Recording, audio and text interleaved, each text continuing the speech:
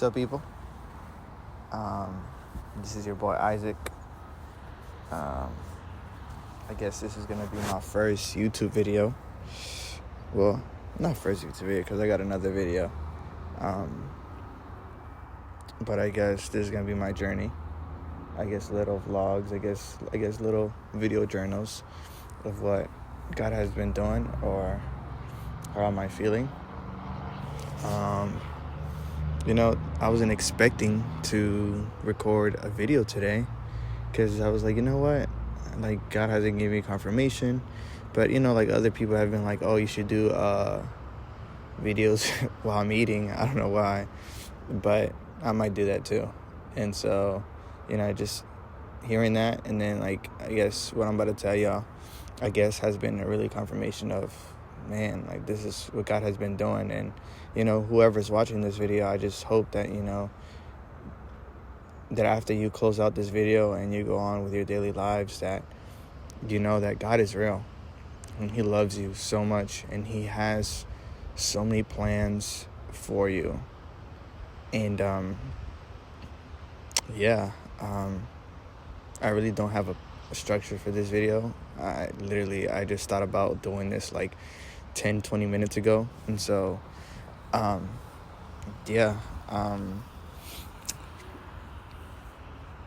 let's go with this Bible verse.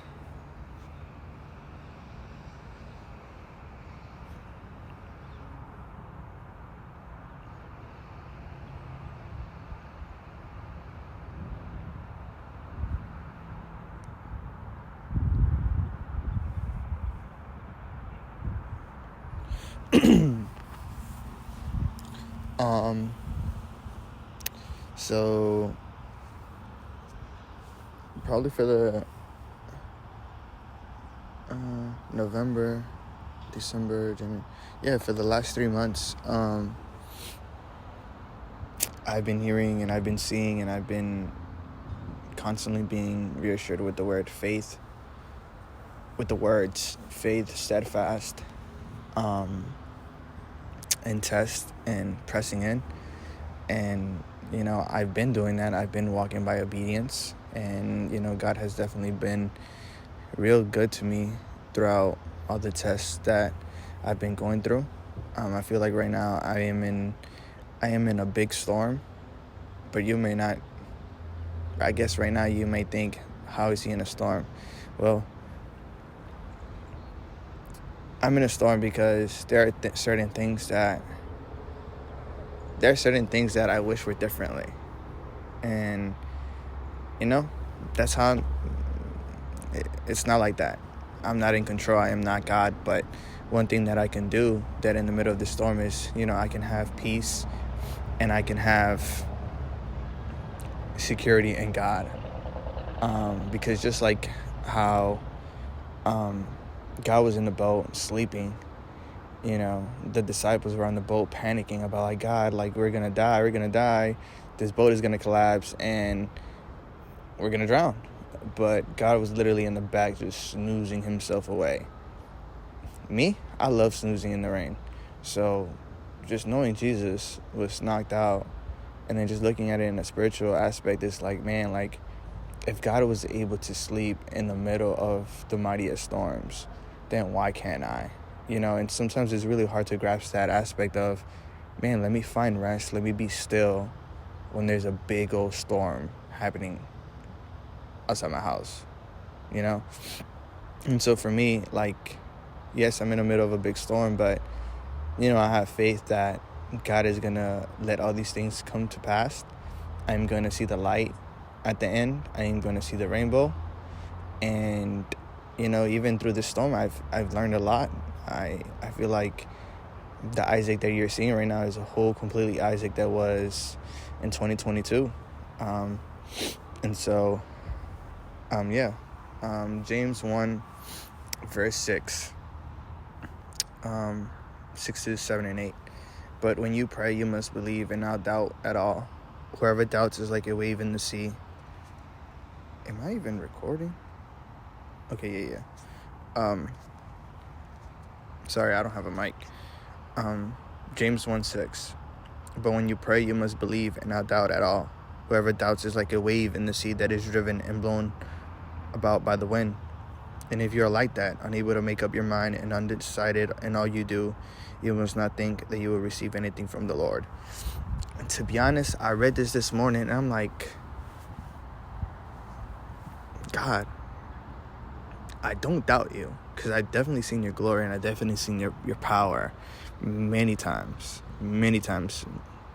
even recently. So I know you're real. But I guess it comes to a point where the flesh, I guess your unbelief comes alive and it tries to take a toll on you. Well, you know what? In more practical terms, you let the enemy sit at your table. And so I'm like, God, I don't want the devil to sit in our table. I want the table to be just for me and you. And I was having a conversation with a friend, and this person was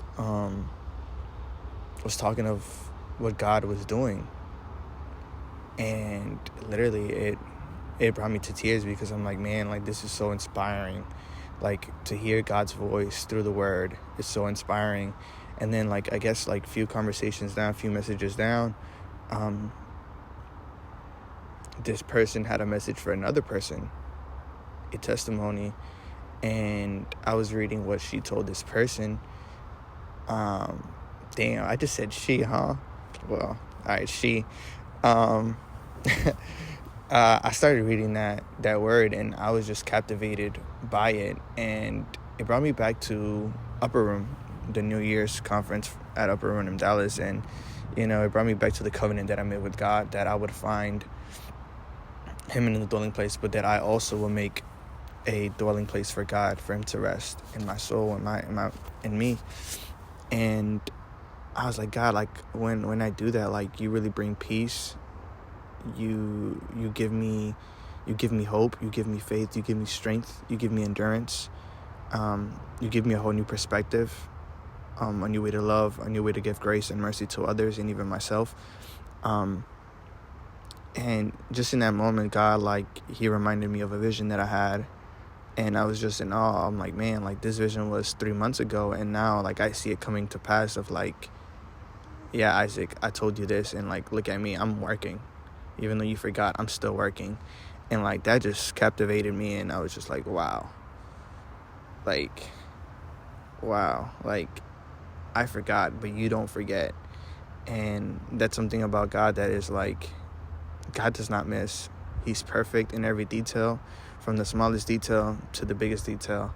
Like, this grass, everything around us, like, you see God's glory, his creativity, his hand.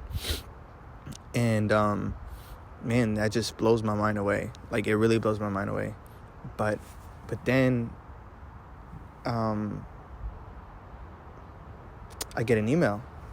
To be honest, this email, I didn't think I was I was ready to get it, but I wasn't ready for the results. And basically this email, basically tells me my results of this exam that I took. I'm in a 6-7 month boot camp to become a software engineer, and I'm in the first phase. I'm in the prep phase. And to be honest, this prep phase was really difficult. I felt humiliated. I felt humbled, because for me, I feel like I'm a quick learner and I grasp onto things really fast. But when it came down to coding and learning JavaScript, man, it was like a kick in the chest. And it was a hard pill to swallow, to be like, yeah, Isaac, you got a lot of work to do. Like, you need to really put the time and effort, the studying and the repetitions to get better at this. And, you know, like, I did my test and I failed it. I failed it bad. I think I got like 13 questions right, and I failed 27. And so I'm like, yeah, this is it for me. Like, I know I have to take prep again, which is fine, because I feel like if I take prep again, then I'll be more ready for the next phase, which is boot camp. But that happened, and so shout out to Jordan. We sat down and we looked at my exam, and we got some of those problems out the way, and we debugged my code. And yesterday, I had my exam interview because I had to meet with my instructor, and I had to go through my exam and debug it myself with her. And so, to be honest, like, the hand of God was in me, because I was able to go through all of the code, like, really fast and smooth, and like I was answering the right questions, I was speaking the right terms, and like even the teacher assistant that was there, he was like, man, he's doing really good, so like, let's give him a little bit two more minutes for the next problem. And so, just seeing that, it's just like, man, like, God, like, you really move, because I thought I was gonna fail. And that's when I was lacking in the faith of, man, like, God, you can't do this, because I know I came up too short, But literally, I told my friend, I texted him, like, Lord, help my unbelief. Because in that moment when I sent that message, I was like, I had no faith. I was weak. Man, I just felt really discouraged. I felt really defeated. I felt like nothing was going my way. But then literally God said, 3 minutes later, God said, I bet, I got you. I'm going to show you what I can do. The email comes through and I see it, and I'm like, God, like, dang. Like, I was just in awe. I was so grateful, because once again, he proves me wrong. And even though I don't want to get proven wrong, but it's just like, sometimes that's what happens. We're so hard-headed. And, I just encourage everyone in here, like, if you have faith, if God has promised you something, if he has given you a vision, man, he's going to make it come to pass. Because all the promises that God gives us, they're going to come alive. Like, they're going to come true. There's nowhere in history where, so my mom, she just opened the door and she just looked at me. And what I was saying, yeah, there's no way, like, we look at throughout the whole history of the Bible, like, you look at God's resume, the way he healed, the miracles he's done, the promises, man, he never failed. He was right on target every time, 100%, all the time. And so, if you're watching this and you're going through a storm, you're going through a difficult time, find hope in God. Find hope that he's going to make everything come to pass, because he is. He's a God who doesn't fail. Hebrews 6:19 says, we have this hope as an anchor for our lives. It is safe and sure, and goes through the current of the heavenly temple into the inner sanctuary. Man, let that sink in, for real.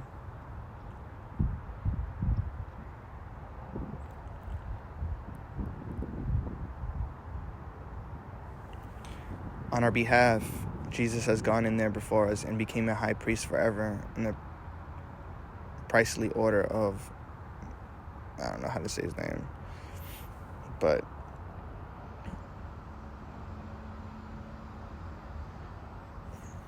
God cannot lie. He literally came before us. He literally ordained everything. He ordained this moment to happen. He ordained those tests, those hardships that you're going through to happen. And don't look at them in a way that, oh, God is trying to torture you. Look at it in a way of like, man, how can I learn from this? What's the positive of this? How can I see life differently? How can I treat others differently, in a good way, not in a bad way? Because even Abraham went through so many tests, trials, tribulations, hardships, all that. And all he wanted was a son. And obviously, if you know the story of Abraham and Isaac, him and his wife, they were old. And I feel like you look at Abraham, like, I feel like he did everything right by the book. Like, he did everything God told him to. And, finally God gave him the son. He gave him Isaac. But then when he gave him Isaac, God said, hey, bring him up that mountain and give him to me as a sacrifice. And sometimes, like, the most things that we love, the things that are idle, we need to bring them up there. We need to sacrifice whatever it is. Because at the end of the day, if God sees that you're willing, even though I don't want to, but I'm still going to do it, like, even when he sees that, man, he's going to reward you big time. And I don't know if that makes sense. I don't know if that makes sense right now. I feel like I'm talking gibberish right now. But, have that even though I faith. Like, even though, I'm still going to do it. Even though this is happening, I'm still going to do it. Even though I'm going to be in that furnace and I might die and I'm going to burn, I'm still going to praise you and worship God. I'm not going to bow down to you, Nebuchadnezzar, because I serve a God who is alive, who is powerful, who reigns forever and ever. He's the Alpha and the Omega. And so, have that even though I faith. Just hard things are good. And so, to whoever is watching this or listening to this, God loves you. He sees you. He made you wonderful. He made you for a reason. He made you for a purpose. Be gracious to yourself and love yourself and love your neighbor. You're a work in progress.